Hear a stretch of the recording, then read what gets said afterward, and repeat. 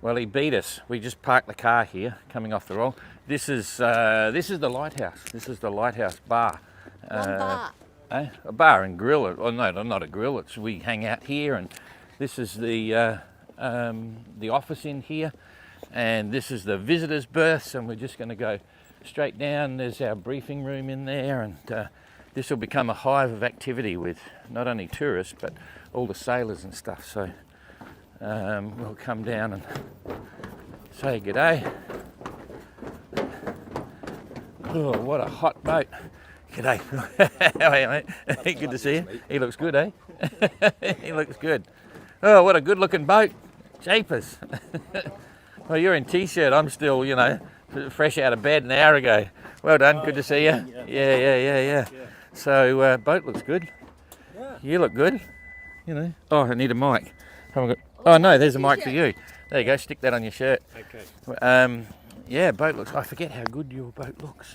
Well, yeah. No, it's done well. It's been the first test, and it's done well. So yeah. Oh, hang on a sec. The mic just went off. Jeepers technology. Oh no, where's the red on there? Something. Yeah. Where's the red? Light on it. See if you can fix that. Yeah. So no breakages. Touch wood. Tiny little bits and bobs. Yeah. A few little lanyards and a few things, but nothing major. I've got a little crack in the housing for one of the fins, which I need to repair. Oh, okay. Just here. I'll stick it on. I've got. There we go. Yeah, cool. Okay, I'm going to take my shoes off because you've got a clean boat now. Yeah, no. So this is just around here, Jane. This is the dagger boards. Little crack in the mount for the dagger board. Yeah, just on this one here, little crack at the back. Oh yeah. So I need to get that fixed. Yep. I found them quite useful actually. Really? Yeah. In what sense? Well, when there was quite a lot of wind and going downwind, I had twin jibs and it was just swaying a little bit. And putting those down just seemed to keep the stern a bit straighter. Yeah. Twin jibs. You've got your furling jib, and what was the other one? The A7 or? The other jib. You got another one. A secret weapon. It's a hanked one on a. No. I've got twin furler. 2-groove furler. Ah, okay. So you got another complete sail. Yeah. Perfect. So I've got 2 jibs on one furler. Yeah. So you got is it a Furlex system? Yeah. Yeah. So you got a Furlex, 2 grooves. Was it easy to hoist and lower? You put it up on a spinnaker halyard or something. No, it's on one halyard. Both together, so you can still furl the both of them. Yeah, so they either both come one way or they split. No, I know the system, but I didn't know you were using it. So we don't talk about those sorts of things in the beginning, So you want to probably, don't tell anyone, that's top secret, But no one else will have a chance to order one. But it's a really good idea, and I should have thought of that because I know when I did the Atlantic, I carried a hank jib, which I was going to put on a halyard, but it was and hoisted on another halyard, But I've just been given the camera here, but I never really got around it. It was too much of a hassle, and that's where the idea of the A7 came from. Like a smaller, heavier, asymmetric. But twin jibs for heavy work. That's cool. It was, and you can relax with them. You don't have to worry about anything. Yeah, and it's fast too. Yeah. Kirsten proved that in the GGR. Yeah. Same deal. Yeah. Interesting about the foils because I never came to a particular conclusion whether they were when was the best time to use them and not. I was happy to have them, and I think I felt it was an advantage. But everyone will have a different opinion on that, so that's good to hear. Yeah. Okay, it's plenty of power, electrical energy. Yeah. Yeah. I'm the charging of the batteries I need to do some work on. They seem to take a hell of a long time to charge. I'm not quite sure I'm doing it in the best way. Yeah. So I get about 2 hours use, and it takes about 7 or 8 hours to charge. So they're a help, but they're not. Yeah, you can't really do much mileage with them. Yeah. Okay. So did you have fun? What was the best part? Yeah, it was good. I mean, it was quite a bouncy first 24 hours. Yeah, so I can see that. That was interesting. But actually, it gave me a real chance to test the boat in slightly more difficult conditions. So that was good. No water down below.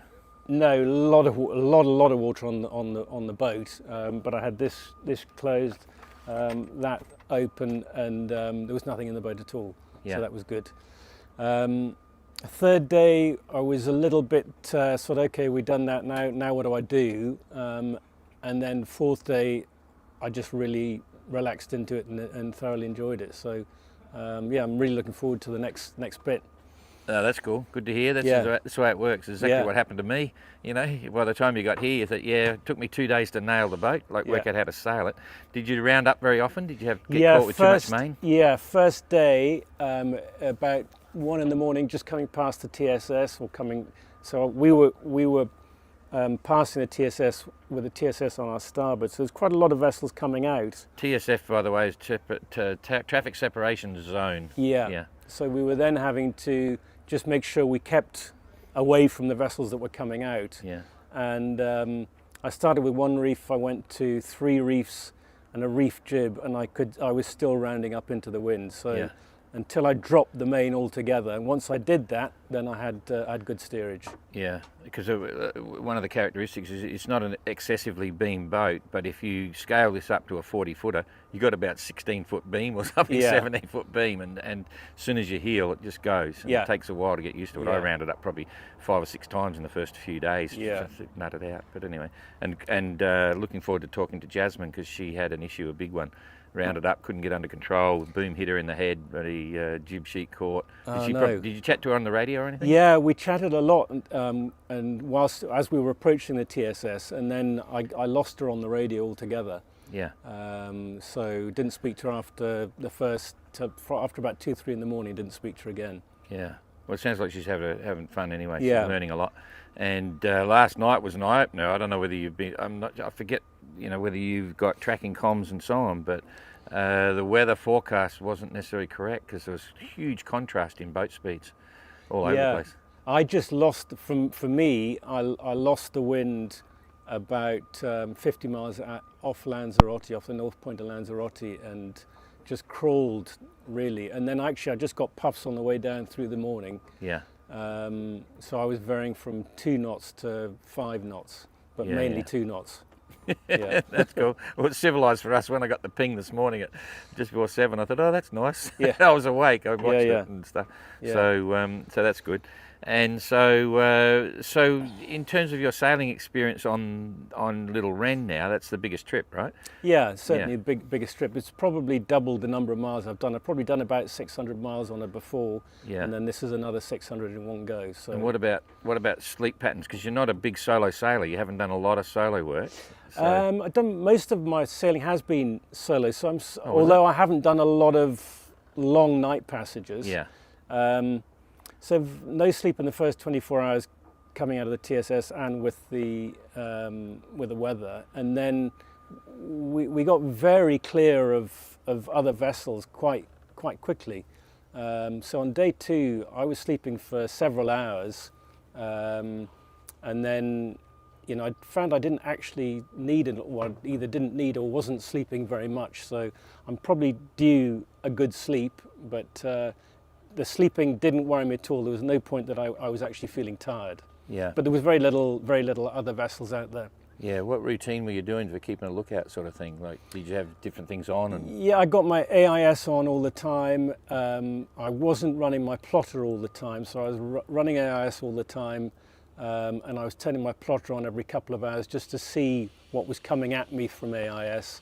I found the Ecomax worked really well, so I had it turned on with the alarm on, and after an hour and a half it would go off. I'd turn my plotter on, I would look to see that there was a vessel maybe 20 miles away, and that obviously alerted me. Yeah. So it was really helpful. This is the Ecomax, this one here sticking up proud. It's a radar transponder, so it bounces a signal back to the ship.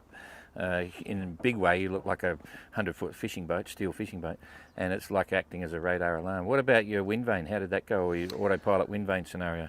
The wind vane, I'm one of the, I wouldn't say the few sailors with the South Atlantic, but I know a lot of people have gone to a hydrovane. I never touched this rudder all the way from Lagos to here.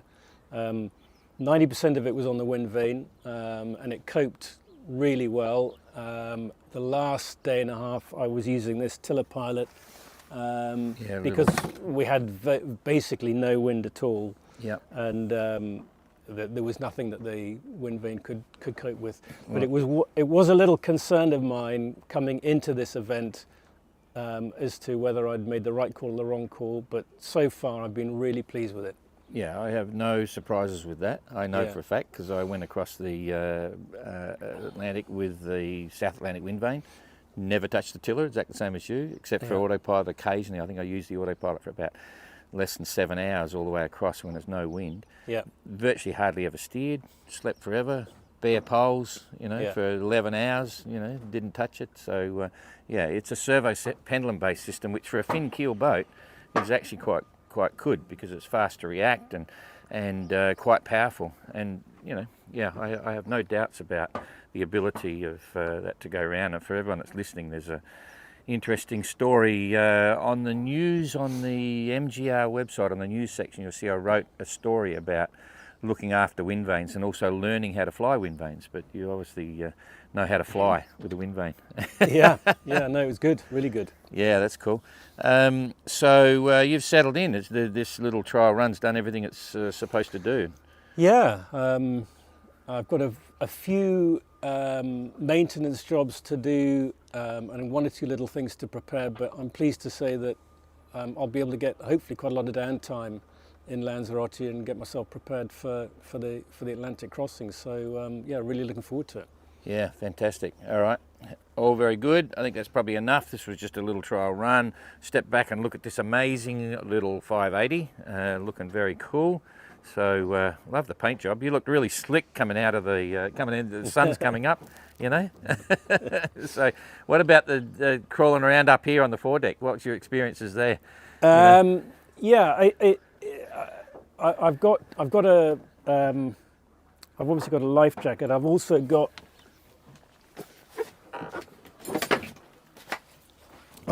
a rock climber's belt. Oh yeah, yep, So when it's hot, I put this belt on, yep. and then I clip on. Yeah, that's what all the rowers use. They have Yeah. just a waist harness. It's just really so, and you can just maneuver. I find I can maneuver, and you don't get things caught in the. So I was using that a lot. Yeah. A little bit of muscle memory. You sort of get to know where you put your feet and where you grab exactly. onto. So you get to know your boat. Yeah. What's your plan if you ended up hooked up over the side and hanging off the edge? Don't get hooked up over the side and hang off the edge. Yeah, a couple of them are running a line from bow to stern. I'm thinking about that. Yeah, the more I think about it, I think it's a good idea because just for people listening, if you end up over the side, you're hooked there. You can't get to the back of the boat to climb back on, and with a line, you could disconnect, hook onto the line running along the gunnel, disconnect from the boat or cut that line, and then you'll slip to the back of the boat and climb up the back. Yeah. And I'm starting to think that might be.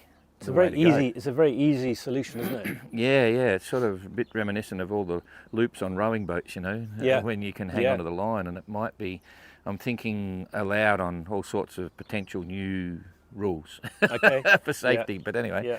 all kind of cool. All right, well, Yeah. well done. I think that's enough Brilliant. for now. Thanks, and Happy New Year as well. Yeah, I forgot about that. Happy New Year. Yeah. So, yeah, looking good. Okay, that's Great. it. And I think,